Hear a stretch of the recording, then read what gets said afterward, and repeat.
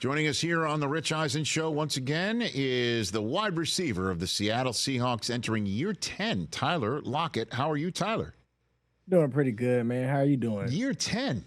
Did I say that right? Yeah, you said it right. It's weird when they call me the old head because I still feel young. Who's calling you old head? Oh, man. Coaches, players. I mean, that's what happens when you're close to being one of the oldest on the team. Well, I mean, you used to have a coach twice your age, too. You know what I mean? So now it's probably the first time a coach around there has called you old head, you know? Oh, yeah, for sure. How are things different with the new head coach, Mike Macdonald there, Tyler? I think things are a little bit different just when you look at the structure of, the philosophy of how each of how Pete and how Mike kind of go when it comes to coaching. I mean, the thing that I loved about Pete is Pete gave so much freedom, and I love that aspect of his approach because when you give somebody freedom, they can't hide who they are. Sometimes you see who people really are when they have a number of freedom that they could be able to utilize to where you could say, okay, I see what this person needs to work on, etc. With Mike, I like the fact that he's bringing structure because it's like, hey, this is who we are, this is how we're going to be, and you got to be able to tap into that, and you got to be able to buy in. And if you're not going to buy in, then you're pretty much not going to be here. And so I love that type of structure because it almost like magnifies that college structure again. So, give me an example of the freedom that Pete gave you that might not ordinarily now be there anymore. Well, I mean, when I say freedom, I mean like, I come from Kansas State, where Bill Snyder kind of had like a military style. And now all of a sudden I go to Seattle and it's more of like, hey, like I want you to be who you are. If you don't talk, you don't have to talk. I just want you to be able to be at your best. If you're going to joke around all day, you can joke around all day. We're not going to hold you to a standard of where we think every single guy should be. We want you to show us who you are on the field, off the field, and we want to give you enough space and enough grace to be able to be that player. So if you talk trash, go talk trash. We're not going to stop you. That's kind of what I mean by that type of freedom. And what it did was it made people who comes in on our team, they think, oh, because we got this much freedom, it's gonna be like this, but then they not on the team. Why? Because you gotta have that self-motivation and you gotta be able to like push yourself and you gotta do all these different types of things. And if you're not strong as an individual and have that mentality that I got that grit within myself, I don't need anybody to help me, then it's gonna be tough for you to be here. So, and again, I know asking this might come across as you saying one thing's freedom, and that's not there anymore, might come across as potentially being critical of the new administration in the same way that when I'm asking you, give me an example of structure that's there that wasn't there before, it might be critical of the previous one. I'm not doing this to be critical at all. I'm just trying to hit on the head here. What Seahawk fans are probably wondering is how things are going to be different, or how things are different and how it might wind up during the season. So you understand where I'm coming from when I'm asking these questions. Can you give me an example of structure on that front of what's happening now? Yeah, well, I mean, we're not in camp and we're not, in the season yet. So obviously it's hard to see what's going to stay the same and what's going to change. Right. But, when I go back to structure, it goes back to like, that military basis, like that military style. Like Mike talks to us and tells us stories about the military and stuff like that. And he, I've talked to him and he's even like talked to me about certain movies. So when you kind of understand and look at kind of like how the military functions and how they go, that's kind of how our team is. So, I mean, when we're talking about structure, it's like, hey, man, like rather be early than be on time. Like if you on time, then you late. When you go out there, it's no breaks. It's no, all right, we on field goal. Everybody that's not on field goal is chilling until the next series. It's like, no, every single person is gonna do something, however much time that we're out here, whether it's 2 hours, 2.5, it doesn't matter. Like everybody's gonna be doing something for that amount of time. We're never gonna miss a minute or 30 seconds. So that's why I said it's always somebody's always doing something. So we're not missing out on anything. So it's a really cool structure that he has going. I mean, obviously it's hard to differentiate between the two because we've only had OTAs, and this is our second day of minicamp. Mm-hmm. And so I guess that stands to reason Coach Macdonald is not riding a scooter through the facility. That's not happening. You haven't seen that yet. Okay, you haven't seen that yet. What movie did he bring up with you? I couldn't tell you. It was a 1985 movie. So is it Top Gun? Nope, it wasn't Top Gun. But I've talked to him about some of the movies that I had liked. I liked Lone Survivor. Okay. What's the one movie that they Unbroken? I liked Unbroken. Okay. So those were the two that I kind of talked to him about. But he showed me one. I just can't remember where it was, but they were fighting on the water. Fighting on the water. 1985. Was it Hunt for Red October? Was it? I'm trying to. This one they all came in like little small boats, and then all of a sudden when they got there, it was a country that was already out there waiting for them. But the way that it looked was it was a group of people who were the forefront people. They went out there and tried to fight, and then they tried to take over that pier because if they could take over the pier, then they could take over the war. Okay. Do you remember who was in it? Yeah, I was learning everything he was saying. So couldn't really tell you who was in it. I like it. So these are the conversations that you're having, team building, sort of things like that. And how is that sense for team building that you're feeling right now? Again, this is year 10 for you. You know what it's like to be in a tight knit unit. You feel the same way right now, correct?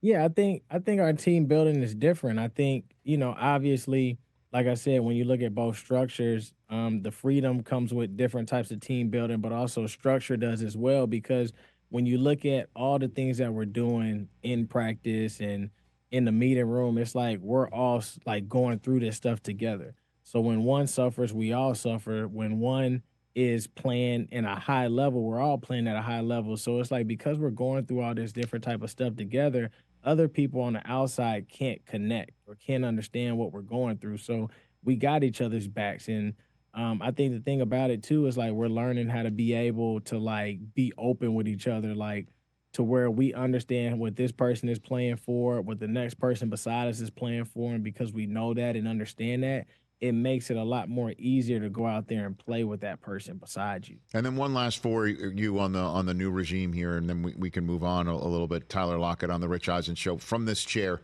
I was scratching my head over the news that in your facility, a lot of photographs of the old times, since you're the old head, as we've established on this program, were taken down. And I was wondering, like, what was the purpose of something like that? And I got a lot of pushback from the Pacific Northwest saying I was overreacting to that. What's your sense of all that, Tyler?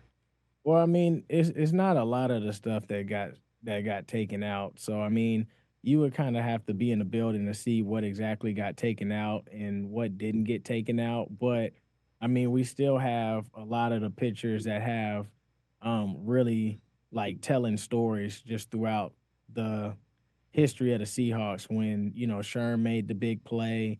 They still got other pictures where it shows everybody that's man of the year.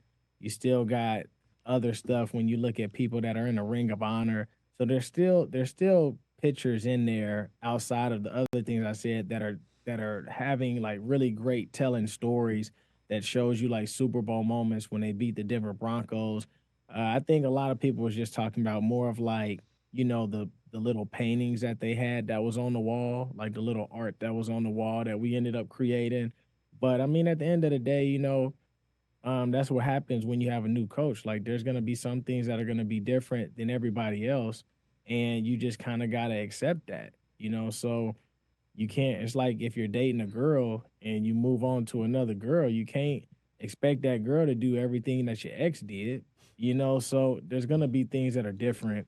And you just got to be able to like renew your mind and just kind of like learn how to adapt to what's new. Tyler Lockett here on the Rich Eisen Show. New offensive coordinator. You mentioned how things are kind of feeling like college. Obviously, I'm a Michigan guy, so I know Mike Macdonald, prior to coming to you from the Ravens, was Michigan's defensive coordinator. Ryan Grubb, a lot of folks there are very familiar with because of his time with the Washington Huskies. What is your offense going to look like? here, Tyler, that you can I share? think our offense is going to be explosive. I think the crazy part about the offense is just how much information that we got to learn and how much we all got to just make sure that we're on the same page. I think Grubbs is really, really smart, and you could tell just by the way that he explains his offense, by the way he understands the game. There's things that he talks to us about that's may be a little bit different than what we've heard before, just prior with our NFL experience.